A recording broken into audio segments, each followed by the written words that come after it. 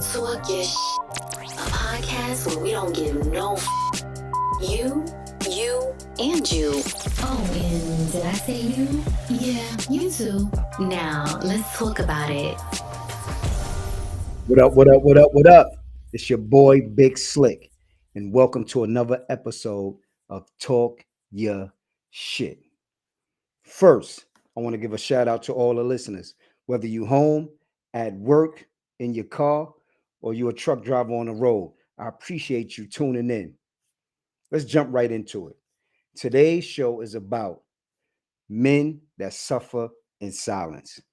It's about mental health. Now let's check this out, man. Me personally, I think this started from when a man is a child, right? Because when you're young, the first thing you hear is, "Oh, don't cry, be a big boy, don't cry." So you're getting taught not to be shown emotions early at an early age to show no emotions. Yo, don't cry, dust it off. You ain't hurt. You know what I'm saying? So now what happens is that you become a young man doing the same thing, not showing any emotions whatsoever, right? We know that's not a good thing because you're going through a lot as a young man anyway. What end up happening is that you crash out, right? Or if you make it past that stage, you become a grown man that's holding all these emotions in, and you end up crashing out, right? So this is the thing, man. A lot of times men don't communicate what's going on because it shows vulnerability, right? And vulnerability supposed to be a sign of weakness, right? Which is really not, but that's the misconception. You know what I'm saying? That we have as men, we was taught not to show our true feelings. And if it ain't some, you know, hard, rough, something that's dealing with, physical or something like that, then it's considered soft. So if you talking about some type of emotion you showing, you considered weak. So a lot of men don't show those emotions, which affects them through life, right? But again, you're taught to do that at a young age. So as a man, this is something you gotta correct yourself as you get older, because nobody is not going to correct it for you. Even society, you know, teaches you that way. Your parents will teach you that way. You know what I'm saying? Depending on. Now, I'm not saying all parents do that, but the majority teach young men, young boys, really to not show emotions. They might not mean to do it, but if a little boy fall down and hurt itself, and you telling him like, "Yo, that don't hurt, wipe it off, stop crying," then you teaching them not to show emotions. You know what I'm saying? They become grown men that don't show emotions. So what do we do now with a lot of men that's holding us in, that's actually suffering in silence? You know, to me personally, I think the best thing you should do is to talk to somebody, talk to a loved one, talk to your wife, um, your friends, your homeboys. Now, sometimes a lot of men don't talk to their homeboys about sensitive topics, that might be considered vulnerable because now they don't want their homeboys thinking they soft. But I tell you like this: if this is truly your friend, he wouldn't think you soft because he probably going through the same thing you going through about communicating certain emotions that might have transpired when you was a young man.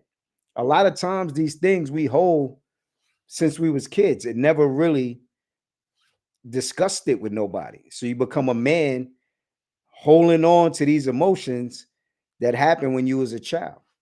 So, a lot of times, like I said, men don't want to talk to a homeboy or something like that because they might like, "Oh, what's this dude talking about? Man, he's soft, man. What he talking about when he was a kid? Nobody paid attention to him. So now he seeks attention, or, you know, God looking at you like you crazy." But again, if you got a tight circle and it's somebody truly your friend, they listen to you. Now, you got a wife or a girlfriend, she should be close enough to you that she'll listen to you as well, right? If that's who you with and that's who you love, you should be able to open up to her like that.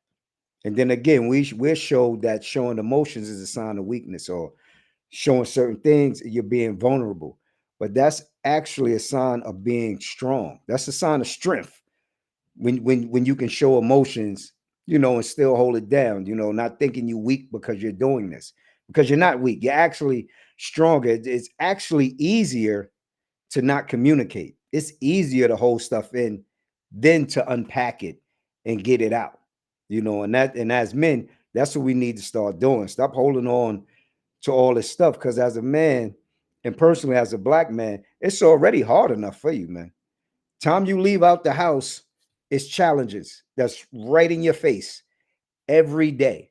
Now you carrying extra baggage from when you was a child, or teenager, or whatever it is, or you could be carrying baggage from manhood. You need to get that off your chest, man. You need to talk to somebody about it, whether you seek professional help. A lot of people, don't want to go to a therapist and talk to them, which I understand. It's not for everybody. I'm not even trying to say that it's for everybody to, that's what you should do, but it works for a lot of people. That might be something that you can go and do, what I'm saying, to get it off your chest. But I'm just saying, you don't want to crash out.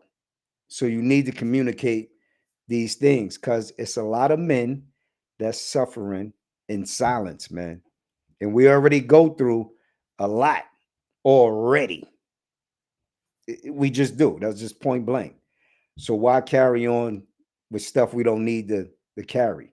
Release it, let it go, keep it moving. I know it's easier said than done. I know I'm saying it like, oh, yo, like, it's so simple. It's not simple, but it's baby steps. Work your way towards it, because I guarantee you'll feel much better when you release some of this stuff, man. We already know we got to protect and provide. That's already built in our DNA. If you're a real man, that's built in your DNA. That's there. You're gonna do that. You're trained to do that. That's what's supposed to happen. A lot of people don't have that, but that's what's supposed to happen, right?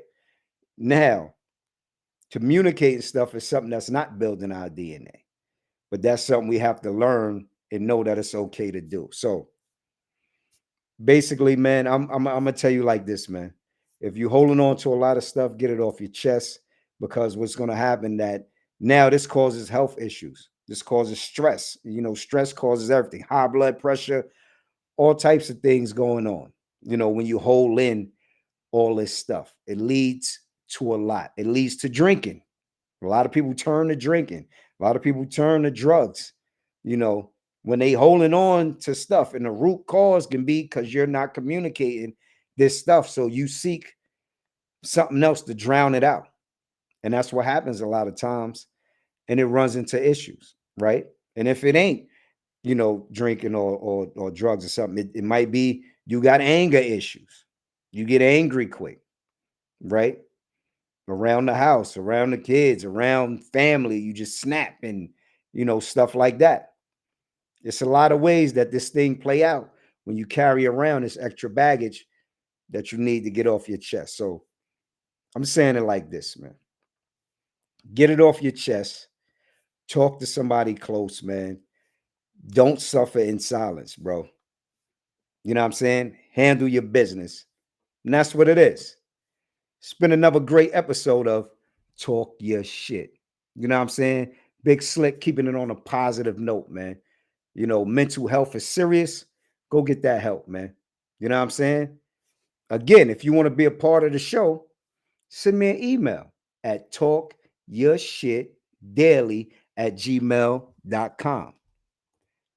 That's talkyourshitdaily@gmail.com. I'll get your letter. I'll read it on the show. I'll give you my honest, uncut, raw opinion, whether you like it or not. I'm going to give you the truth, because that's all I know how to do. It's been another great episode, man. Holla at your boy. It's Big Slick, and I'm out. Peace.